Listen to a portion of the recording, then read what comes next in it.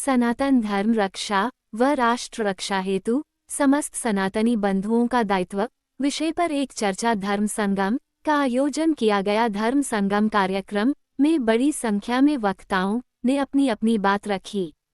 सनातन धर्म संगम को राष्ट्रव्यापी बनाने के लिए 23 दिसंबर 2026 को एनसीआर में विराट सनातन धर्म संगम का भव्य आयोजन की तैयारी पर समीक्षा की गई। कार्यक्रम में विभिन्न मुद्दों पर चर्चा की गई।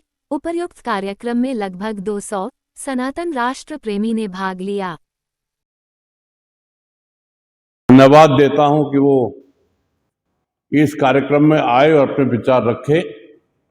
हमारे बहुत से योद्धा बोलने से रह गए क्योंकि समय का अभाव था। मैं उनसे क्षमा मांगता हूं। और जो यति जी ने कहा है, मैं इनके पास एक दिन गया था। यूं तो हमारा 25-30 साल का पुराना साथ है कि भाई मैं जो सनातन धर्म के लिए और गौ रक्षा के लिए कार्य कर रहे हैं, मेरी इच्छा है, दिल इच्छा है कि मैं उनका सम्मान करना चाहता हूं अपने बैंक्वेट हॉल पर। तो इन्होंने कहा कि भाई सम्मान तो अच्छी बात है आहूजा जी, लेकिन कोई बड़ा कार्यक्रम करके चलिए। हम 1 साल का समय रखें।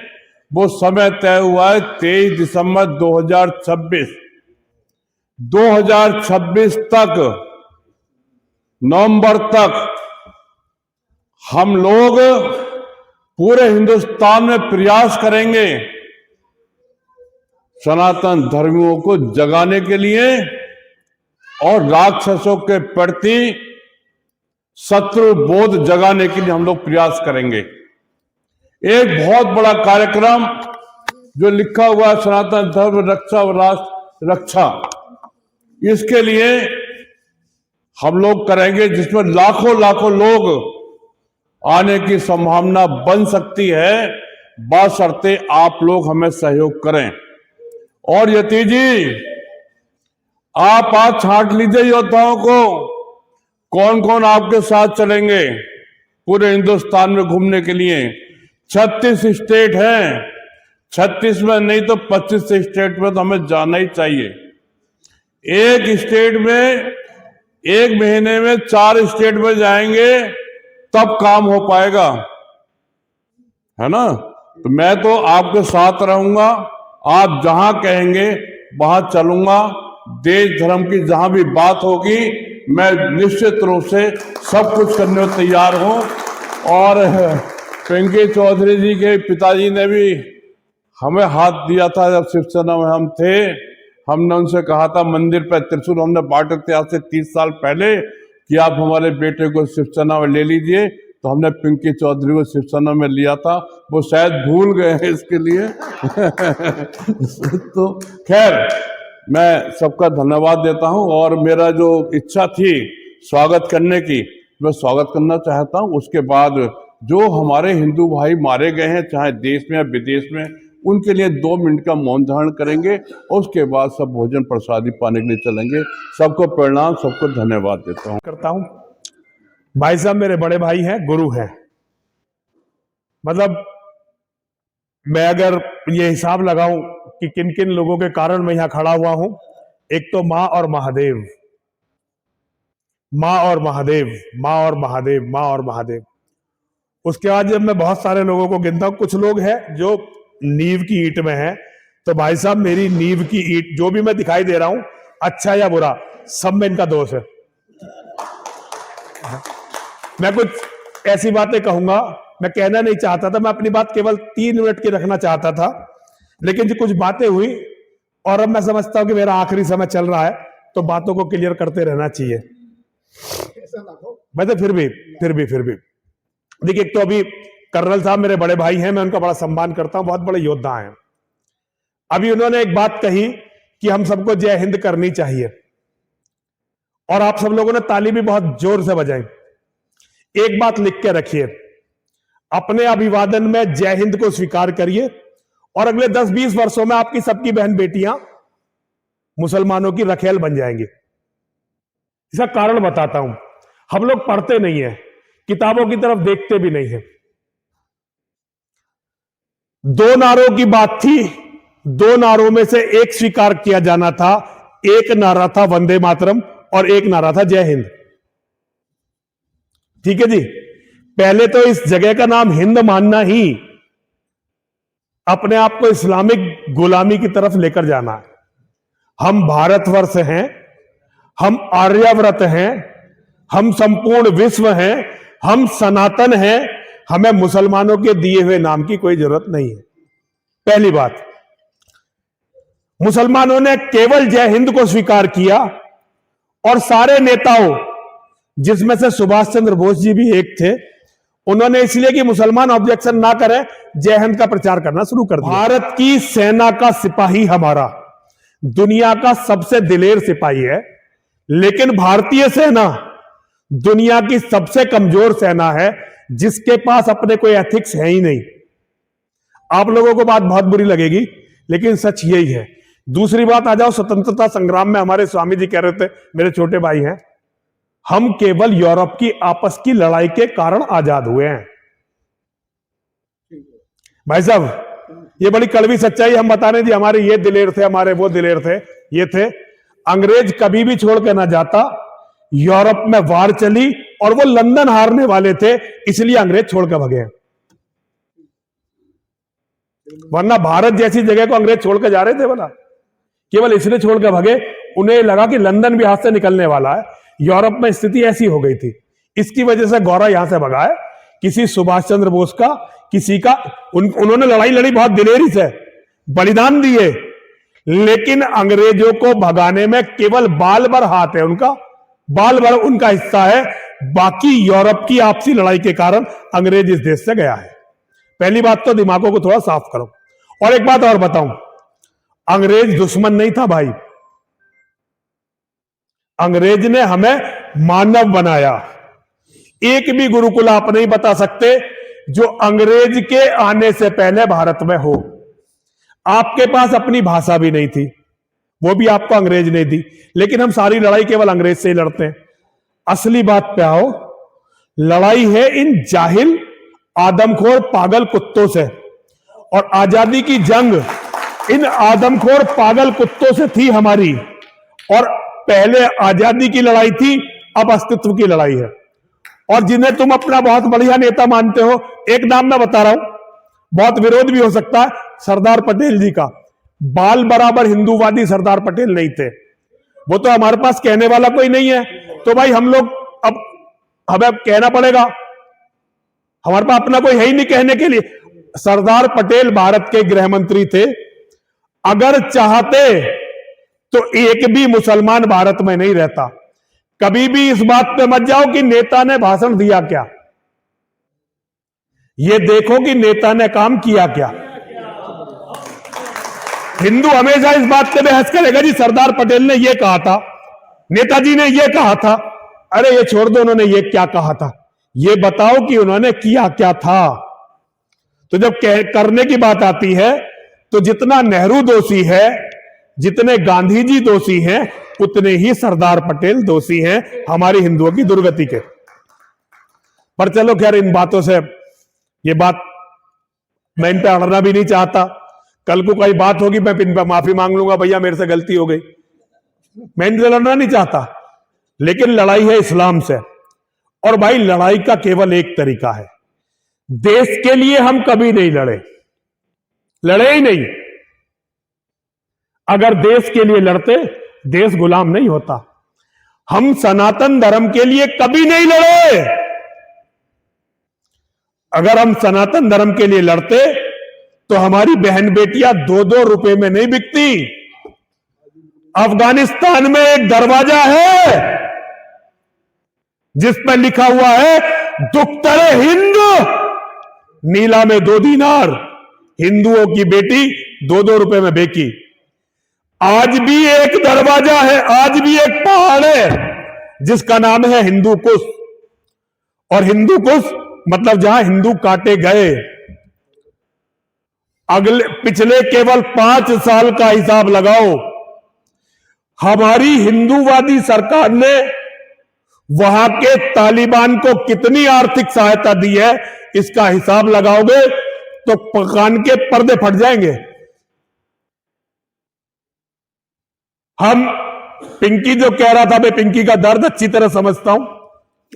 जब इसका वो हुआ था तो मैंने जाकर बताया था, प्रेस कॉन्फ्रेंस थी जब, कि ये वो लड़का है जब योगी जी यहां बैठे थे उतरकर और उनकी आंखों में आंसू थे, ये उनके पीछे बैठा हुआ था। और हाँ नहीं, हम तो बाद में पहुंचे थे, हमसे पहले था। देखो जी, मुझे तो इसने बुलाया था। देखो जी, मुझे और बीजेपी वाले साथ छोड़कर भाग गए थे, क्योंकि नितिन तिवारी एसएसपी था और एसएसपी ने लाठीचार्ज की तैयारी कर ली थी। वो तो जब हम लोग पहुंचे तब कब उसे पता चला कि ये सारे पागल इकट्ठे हो गए, अब कुछ ये सारे मरेंगे।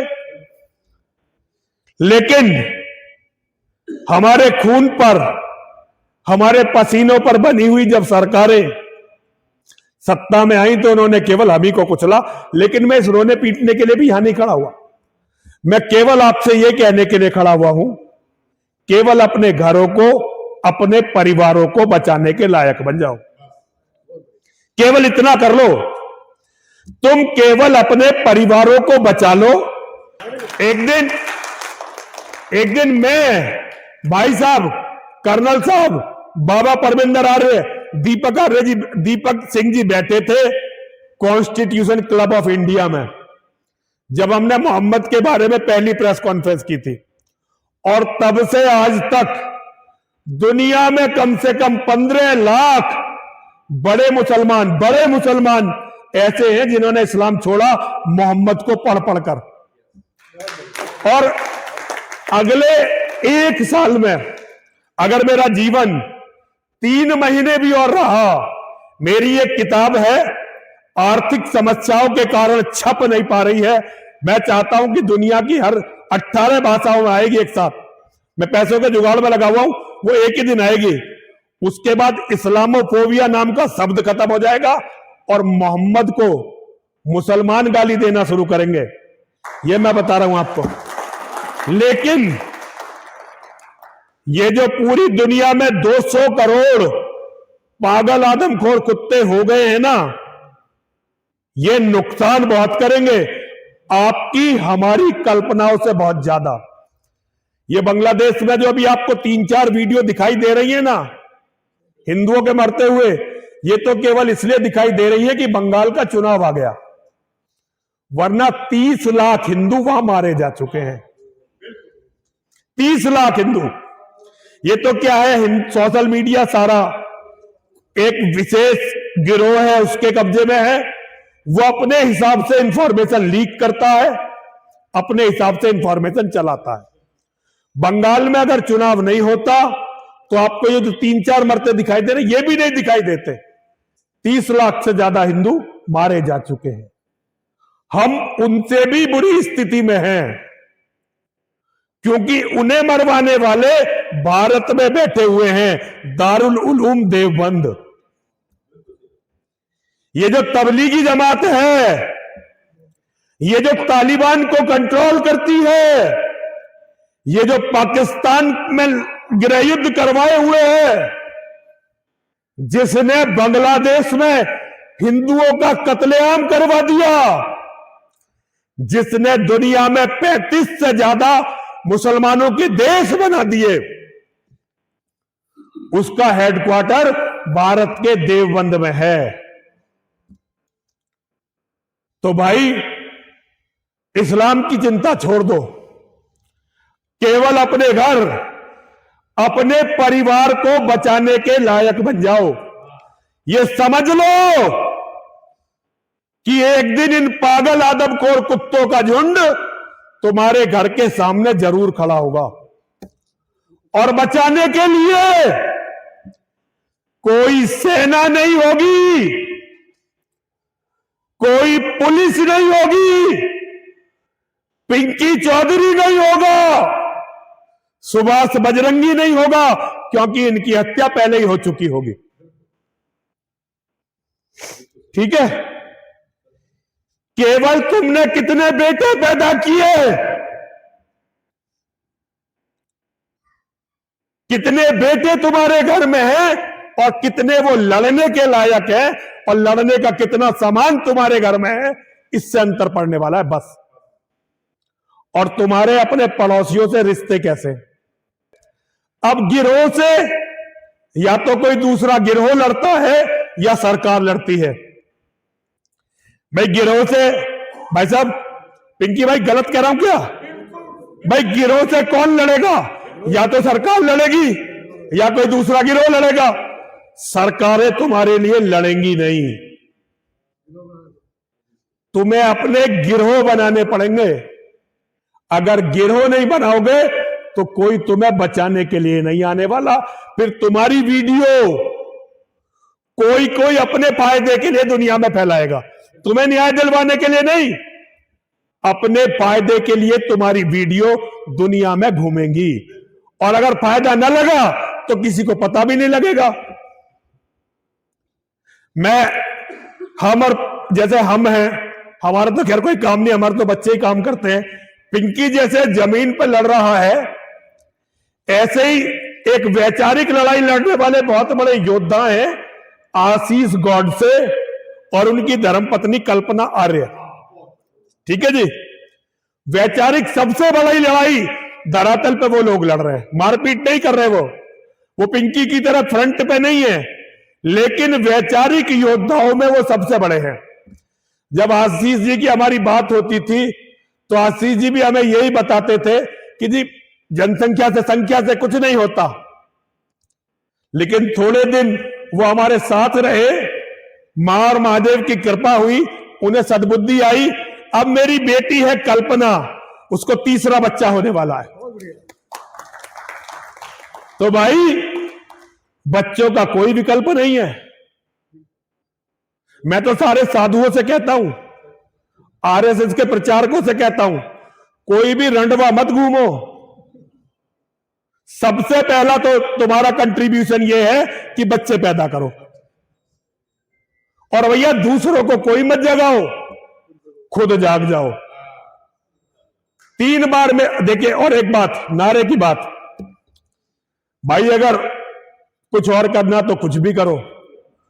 अगर मुसलमानों से लड़ना है तो केवल मेरी बेटी एक ही नारा तुम्हें जिता सकता है, और वो नारा है हरे हरे महादेव, हरे हरे महादेव, हरे हरे महादेव। अभी जरा 3 बार मेरे साथ सभी लोग बोलेंगे, विजय मिलेया वीर गति, सब महादेव के नाम, जीते जी रण छोड़ के जाना, वीरों का नहीं काम, विजय मिले या वीर गति, सब महादेव के नाम, जीते जी रण छोड़ के जाना, वीरों का नहीं काम, विजय मिले या वीर गति, सब महादेव के नाम, जीते जी रण छोड़ के जाना, वीरों का नहीं काम। और ये जो बस एक मिनट की एक बात छोटी सी है, धर्म संगम की जो बात है, धर्म संगम की मेरी और भाई साहब की जो बात हुई थी वो ये हुई थी कि भारत में जो धर्माचार्य हैं बड़े, 4 शंकराचार्य, 13 अखाड़ों के आचार्य महामंडलेश्वर और अध्यक्ष, रामानुजाचार्य, 5 रामानुजाचार्य जगत गुरु, और अलग अलग पंथों के जितने भी शीर्षस्थ धर्म गुरु हैं, उनकी एक सभा यहां पर हो और हम उन्हें बताएं, नंगी तरह से बताएं कि स्थिति ये है और अब हमें क्या करना चाहिए। आपका सनातन को बचाने में बहुत नंगे शब्दों में हम पूरा अपना तैयार करें ड्राफ्ट, और ड्राफ्ट तैयार करके उन्हें दें कि धर्म की ये स्थिति है, कुछ हो सकता है या नहीं हो सकता, वो बैठकर हमारा मार्गदर्शन करें। मैं भाई साहब अगर ये कार्यक्रम करते हैं, मैं बहुत छोटा आदमी हूं पर अपने सारे साधनों के साथ भाई साहब के साथ रहूंगा।